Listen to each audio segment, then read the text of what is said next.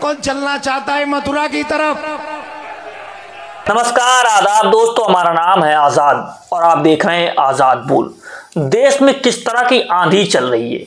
आंधी की जब आप बात करेंगे तो आप तो लगेगा कि हम बात कर रहे हैं बिहार की, लेकिन यहां पर आप गलत साबित हो जाएंगे, क्योंकि बिहार में तो जो होना था वो हो गया, जिसकी सत्ता बनकर के आनी थी आ गई।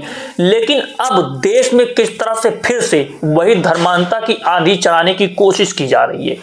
कुछ बाबा हैं जो निकले हुए हैं पदयात्रा पर, वो बात नहीं कर रहे हैं संविधान की, वो बात नहीं कर रहे हैं रोजगार की, वो बात नहीं कर रहे हैं महिला सुरक्षा की, वो बात कर रहे हैं कि देश को एक रंग में रंग देना है, देश को हिंदू राष्ट्र बना देना है। आप अपने जहन पर जोर डालिए और सोचिए, अगर ये काम कोई मौलाना कर रहे होते और वो कह रहे होते कि धर्म को देश के नाम पर स्वीकार कर लेना है, देश को एक धर्म के नाम पर ला करके खड़ा कर देना है या जिहाद कर देना है या अलग अलग तरह की बातें करते, तो उनके खिलाफ क्या कार्यवाही होती, उनके घरों पर किस तरह के बुलडोजर चलते और प्रशासन का चुंगा उन पर किस तरह से काबज होता। लेकिन यहां पर चीजें नहीं की जाएंगी। आप खुलेआम बताइए कि आप धर्म के आधार पर देश को बना दीजिए।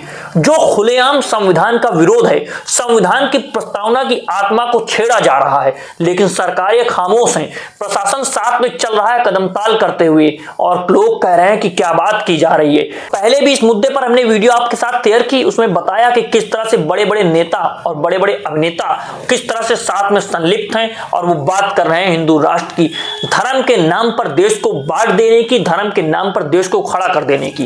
तो क्या यह संविधान का विरोध नहीं है?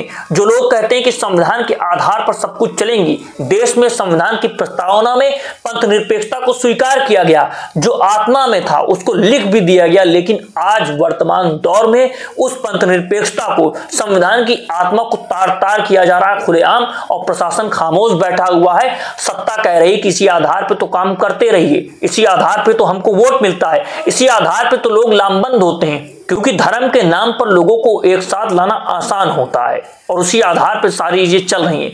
आप पहले यह वीडियो देखिए कि कैसे ये बाबा खुले तौर से कह रहे हैं कि हमको जिस तरह से राम मंदिर की बात की गई थी, जिस तरह से 92 मस्जिद को ढाया गया था, उसी आधार पे मथुरा चलना है। वो उसी का उदाहरण देते हैं और मथुरा चलने की बात करते हैं। आप पहले यह वीडियो देख लीजिए।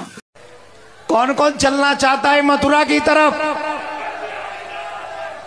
याद करो, 92 में हमारे पूर्वज गए थे अयोध्या,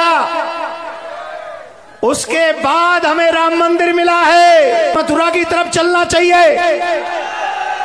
दोस्तों, आपने देखा कि मथुरा जाने की बात कही जा रही है, और वो उनका उद्देश्य क्या है, जिस आधार पर सारी चीजें हो रही हैं।